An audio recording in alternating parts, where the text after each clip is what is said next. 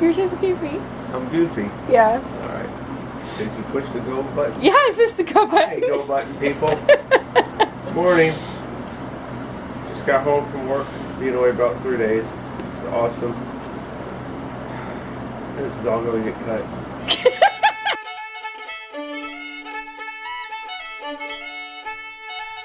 Good morning, everyone. It's Alicia from Providence Farmstead. And I got tagged by Bumbling Acres for the 10 Questions for Homesteaders collaboration. So I am going to join in on the fun on that. And at the end of this video, I'm going to open a box from a special giveaway I won from Cosmopolitan Cornbread. So stay tuned for that. My first question is, what got you started on homesteading? And this is kind of a loaded question because my husband and I were just talking about it. We could talk about this for 30 minutes. So there's a lot of reasoning behind what got us started on homesteading, and part of that is Matt. He started researching the dangers of fluoride in water, and then that led to a whole bunch of other things, which led to us to begin to grow our own food and to get a ProPure water filter and a lot of other things. I also sort of grew up in a tad bit of a homesteading atmosphere. We tried to grow our own food. We lived in the country all the time. We were definitely a make do or do without kind of family. So that had a lot to do with it. And there's a lot of other reasons, but I'll leave you with those couple. Okay. I don't have enough gas to even put any in the tractor. Uh-oh. We need gas. Maybe in yours, but remember you were riding Sawyer's because you had a flat tire. Are your tires flat? My tires? Yeah, check your tires. Uncle mine there, Mom. It doesn't mean they wouldn't. Doesn't mean they won't leak off again, honey. It's slow. It's very mild, but pretty breezy out here today. Very cloudy. We're expecting a lot of rain. It's supposed to get up to 50 something, 57 or so. And then start dropping overnight. I think it's supposed to be like 50 degrees at midnight and down to 32 by 7 o'clock in the morning. So this is like the last fairly warm day we have, which kind of is not fun. So question number 2, what do you want to add to your homestead in 2020? Well, for one thing, pigs and turkeys. Yeah, I really, really want to have my own pork. And I really want to raise my own turkeys. That's been a dream of mine for about 4 years now. So I'm hoping next year's the year, right? Because it just makes sense to finally get what you're hoping for. Number 3. Hopefully you can hear me okay. It got real windy just now. Number 3. What's the most difficult lesson I've learned on homestead? I learned this early on, is that and I learned it early on, so it's not so difficult now. I can handle this very easily now. A lot of people can't, but because I was so young when I learned this, it's a pretty easy lesson for me. And that's life and death, you know. Everything lives, everything dies. And the one thing that it needs to be considered is how to use the life that is going to be taken in the best way. How to make sure that that life was worthy of being taken. So I think that's a really hard lesson for a lot of people on the homestead, just the fact that you have to kill things sometimes, or things sometimes die, and there's no rhyme or reason. It just happens. But it's a hard lesson, and I'm privileged, I think, to have learned that at a young age. Number 4 is, what is your favorite chore on the homestead? My favorite chore on the homestead's cooking. I don't really like the cleanup, but I love to cook, and I love to experiment and make things with what I grow or cook from scratch. That is definitely my favorite chore on the homestead.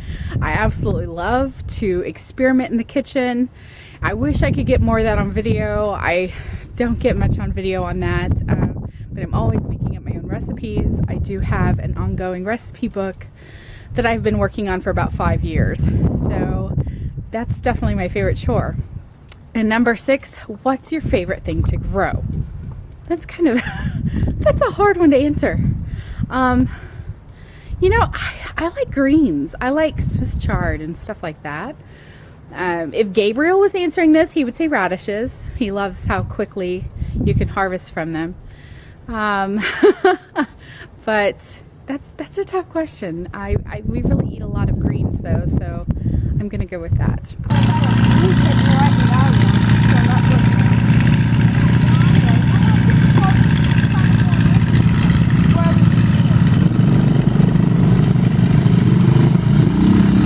There they go.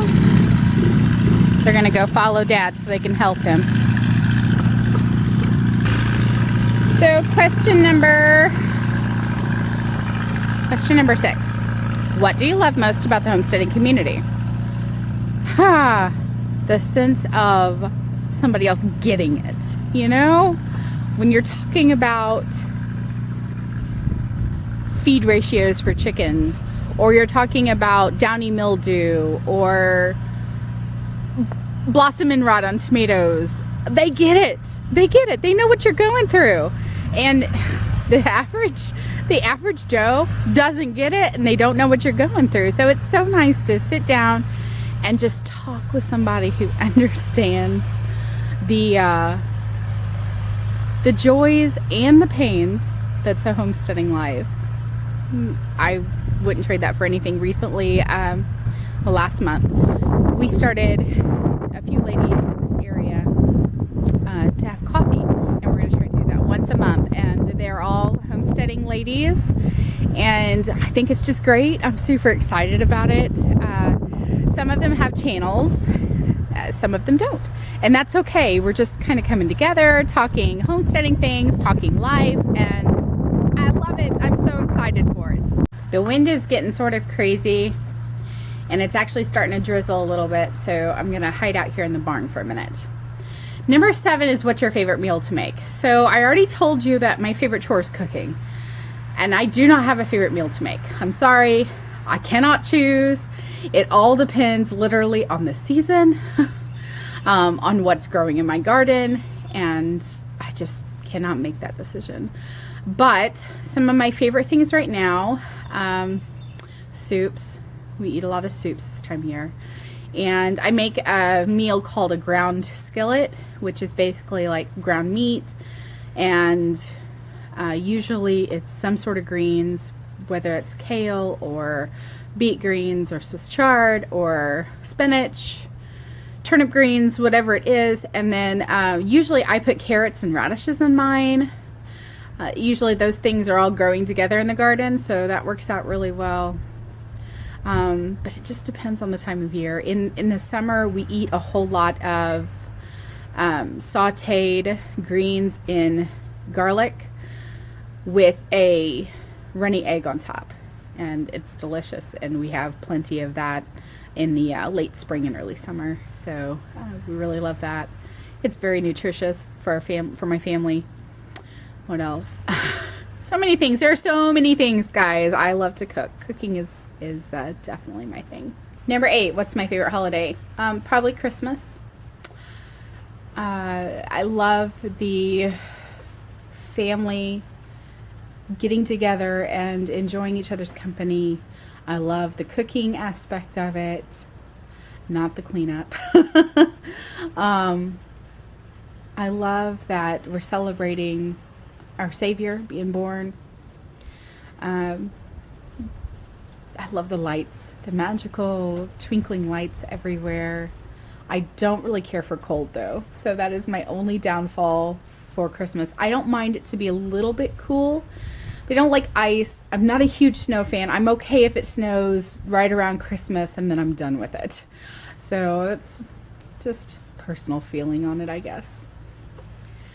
Number 9, is this where we intend to stay?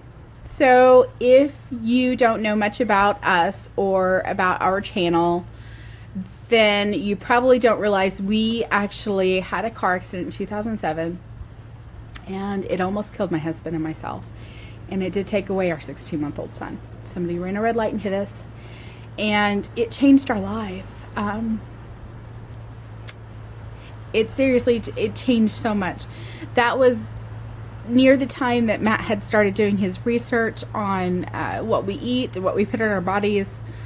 So after we'd started to grow some of our own food, and then we lost Levi, and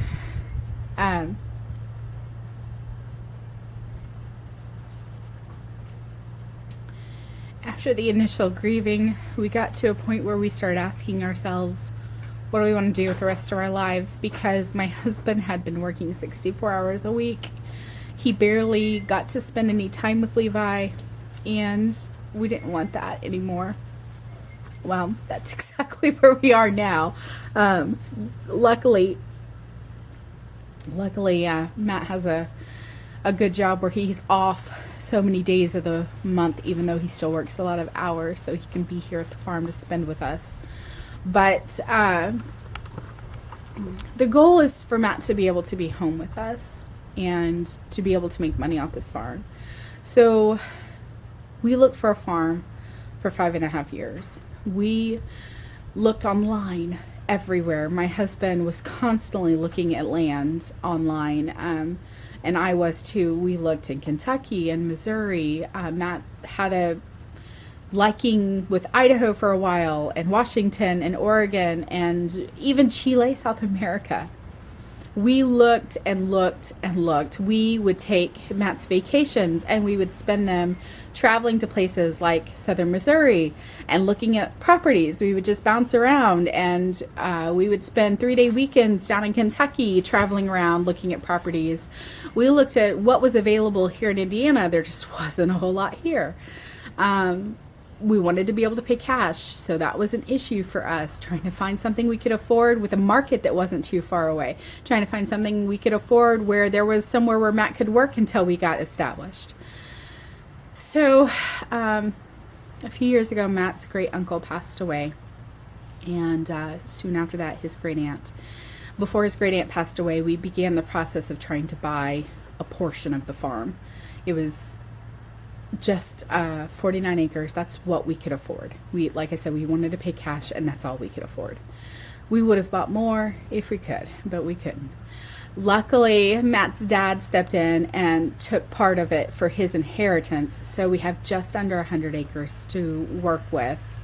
And now it's just a matter of getting everything laid out and set up. So no, we don't intend to leave. We are 30 minutes from Louisville, so we're in a good market area.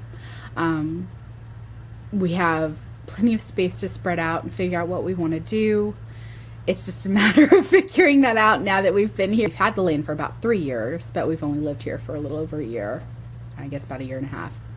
And so this is why I'm pushing to get started with my market garden next year, offering just a couple CSAs, a handful or so, not a whole lot, and hopefully maybe some pastured poultry next year, hopefully some flowers next year, just trying to get some sort of a market started, trying to build some relationships, showing people we want to grow our food so it's safe for your families, so we can help your families grow and have great nutrition, and just be this place that people can learn and come together over something everybody needs: food.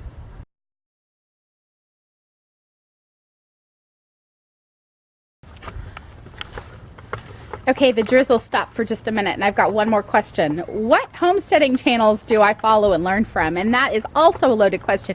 I don't know who came up with these questions. I need to figure out who started this collaboration.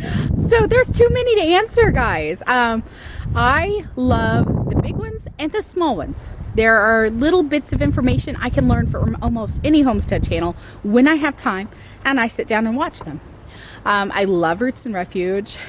I think Justin Rhodes got me started on watching YouTube homesteaders, and I still watch a little of his stuff, not nearly as much as I used to, but he's got some great information out there.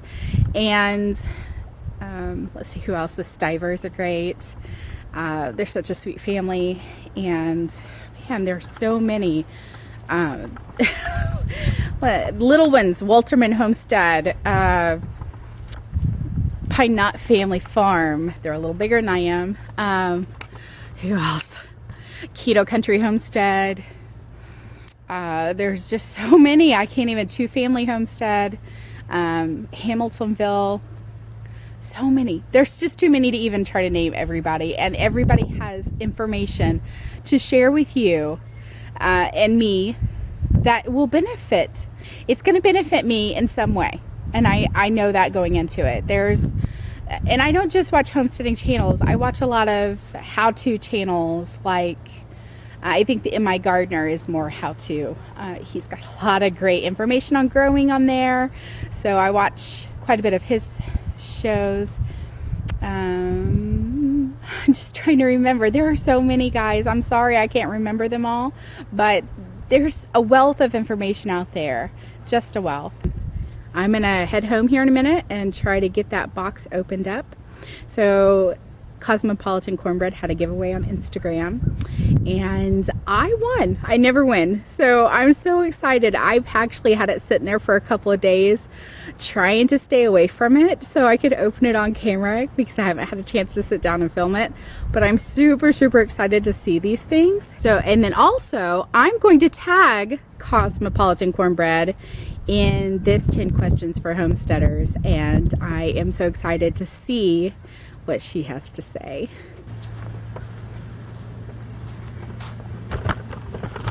Hanging out under some cedar trees and pine trees, trying to make sure I don't get my camera wet. It started sprinkling a little harder. Don't want to get wet. So here I am with the package that I won from Cosmopolitan Cornbread on Instagram. I'm super excited about this. It's like Christmas. I mean, seeing pictures of things and actually seeing them in person are two different things totally, right?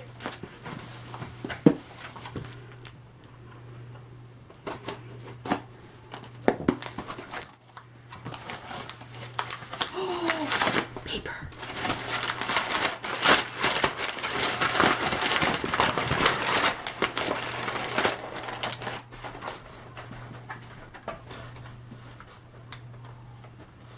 That's so cute. It says A Good Life Farm.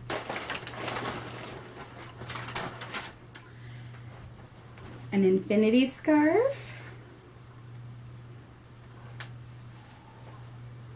To keep me nice and toasty. She made this herself.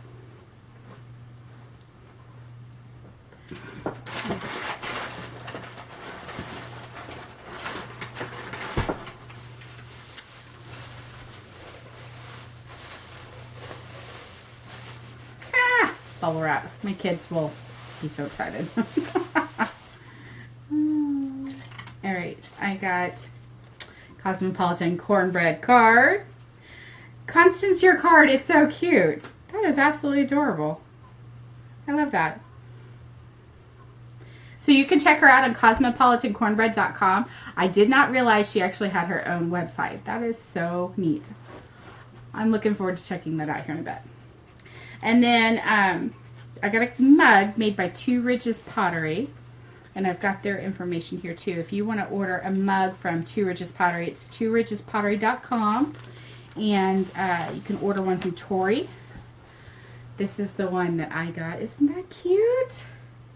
I'm super excited about this. Thank you so much, Constance and Tori, for this beautiful mug. And I got some adorable chicken earrings. And my ears aren't actually pierced, but I sort of have an idea for these chicken earrings. And I don't want to give it away. So this, I was so excited about this. Look at this. Is this not the cutest ever? I love this.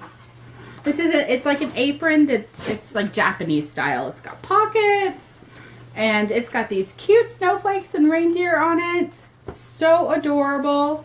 And I love that it's nice thick fabric.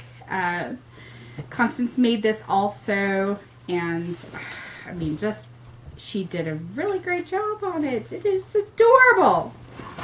I love the colors. I absolutely love them. Ooh. I've never had this brand of coffee, but I love dark roast coffee. And it's from Bongo, which is organic and fair trade, and it's called Mystic Brew. It says it's a dark roast, so I am so excited. So that was, this is fantastic. I don't know how much of this can be seen, but so many good things. So many. I am so appreciative of this giveaway and these goodies. This was like a Christmas present, and it was just lovely to open up. Thank you so much, Constance. I really appreciate it. And if you guys haven't checked out Constance's channel, she has a YouTube channel also called Cosmopolitan Cornbread. So go check her out. She is doing lots of great stuff down in the South. And have a blessed and beautiful week. Hope you're getting your Christmas shopping done and not stressing out.